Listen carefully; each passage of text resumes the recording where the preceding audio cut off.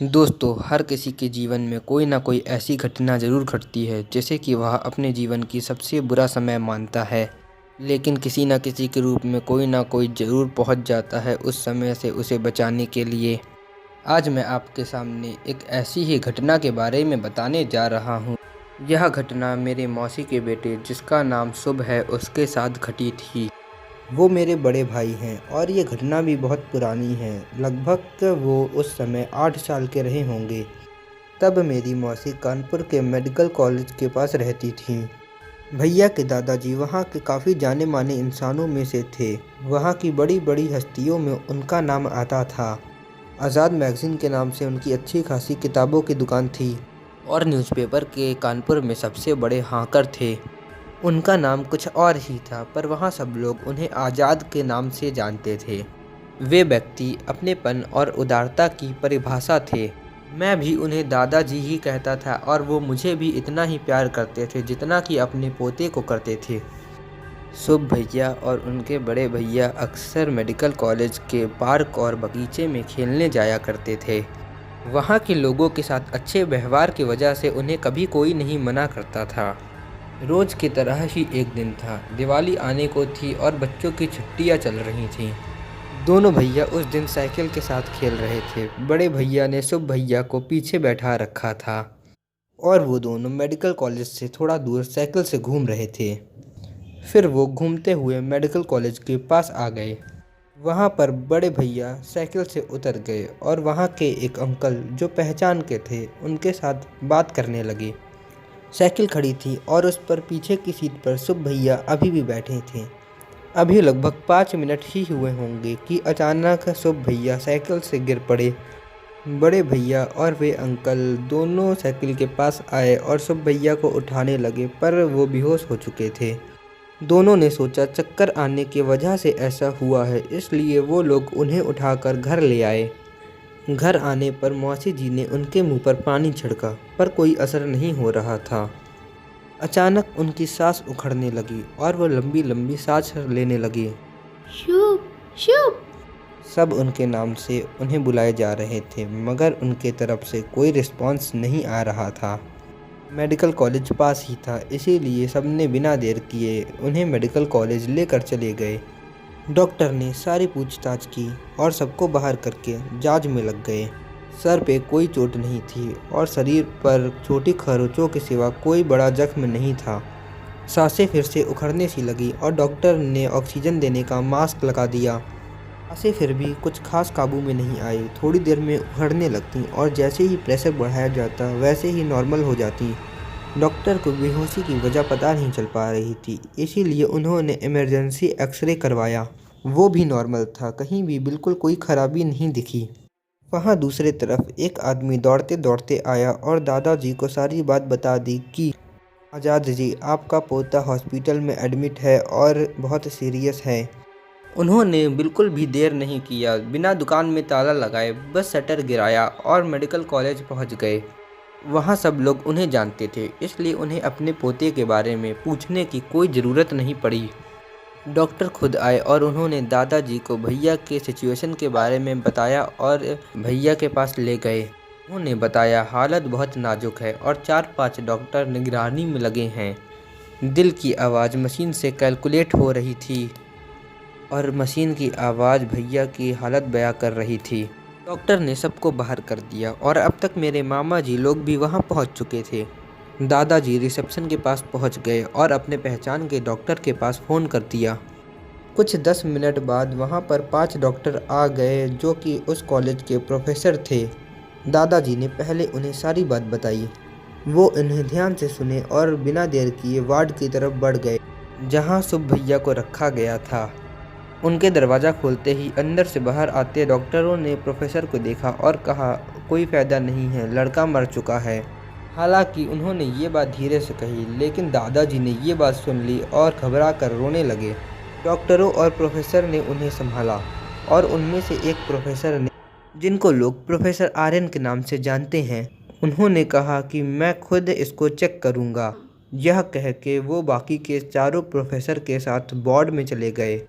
एक डॉक्टर बाहर दादाजी को संभाल रहा था। डॉक्टर ने कहा कि प्रोफेसर को अपना काम करने दीजिए, ऊपर वाले ने चाहा तो सब ठीक हो जाएगा।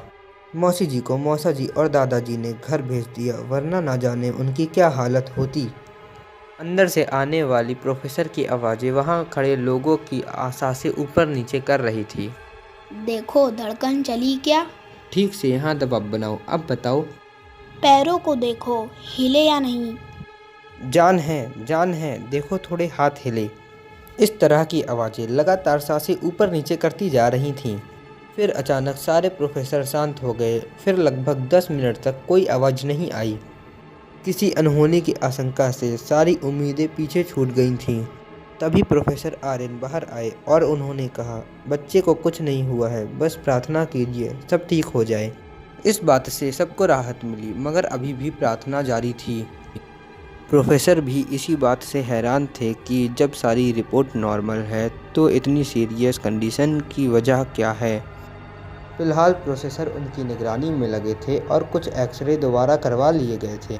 उन्होंने ये बात मामा जी और मामी जी से भी कही कि हम अभी जो परेशानी आ रही है उसका ही इलाज कर रहे हैं, मगर इस बेहोशी का जड़ अभी तक हमें नहीं मिला है। अब सब ऊपर वाले पर ही छोड़कर हम सब बैठ गए थे। घबराहट और बेचैनी ने दिमाग का चलना भी रोक दिया था। किसी के समझ में भी नहीं आ रहा था कि क्या किया जाए और किसके पास जाएं।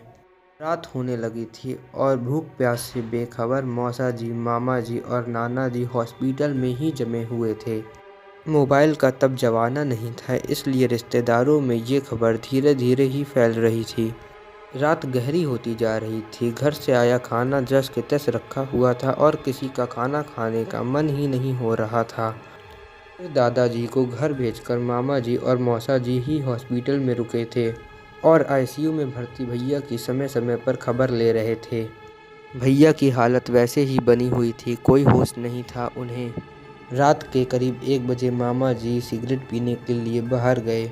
वो सिगरेट पीते हुए टहल रहे थे और ये सोच रहे थे ना जाने क्या होने वाला है और क्या हो सकता है। तभी पीछे से आवाज़ आई, काका, भैया, नमस्ते। मामा ने पीछे मुड़कर देखा और जवाब दिया, अरे मुन्ना लाल, कैसे हो? हम ठीक हैं, आप बताइए, इतने रात को यहाँ कैसे? उन्होंने मामा जी से पूछा। मामा जी ने शुरू से आखिर तक पूरी बात बताई। इतना कुछ हो गया और तुमने बताया भी नहीं।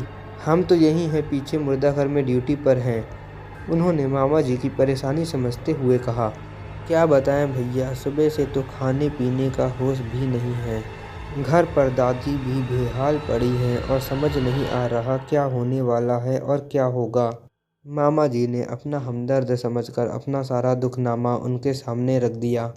भैया परेशान ना हो, 3 घंटे और रुक जाओ, सुबह होते ही हम अपना झोला ले आएं, फिर देखते हैं कहीं कोई और बात तो नहीं है। उन्होंने मामा जी से कहा। देखो भैया, जैसा बन पड़े करो, बस ये ठीक हो जाए, मामा जी ने उनसे नाउम्मीदी से कहा। उसके बाद थोड़ी इधर उधर की बात की, फिर वापस आके मामा जी भी आईसीयू के बाहर बैठ गए। जस के तस किसी तरह उन्होंने वहीं रात गुजार दी। रात भर डॉक्टरों ने भैया में कोई और बदलाव ना देखते हुए उन्हें आईसीयू से अलग किसी और वार्ड में रख दिया गया।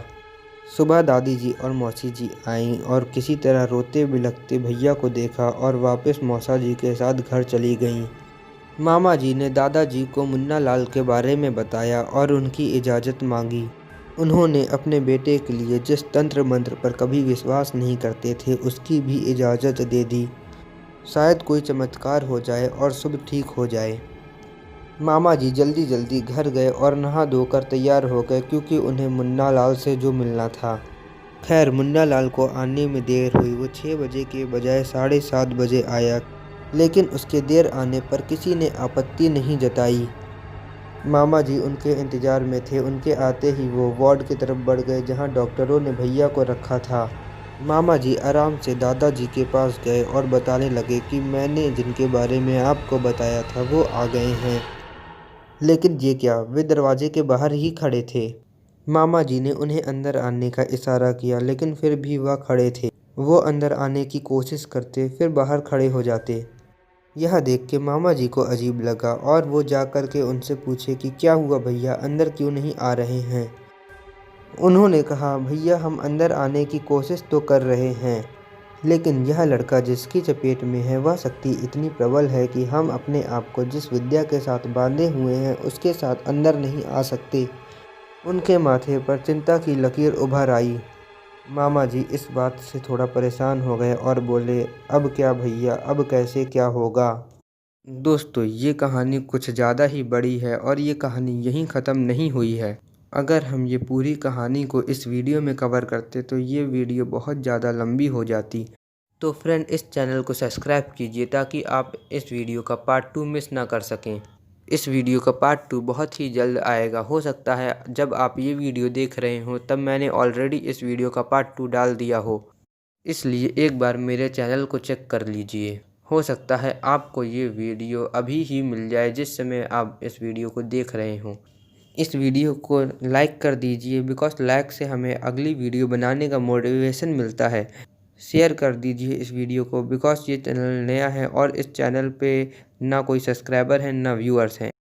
आप जितना ज़्यादा इस वीडियो को शेयर करेंगे उतना ज़्यादा इस वीडियो पे व्यूअर्स आएंगे और वो लोग सब्सक्राइब भी करेंगे, जिससे कि हमें और ज़्यादा वीडियो बनाने की मोटिवेशन मिलेगी। तो इस वीडियो को यहीं ख़त्म करते हैं। Thank you for watching this video.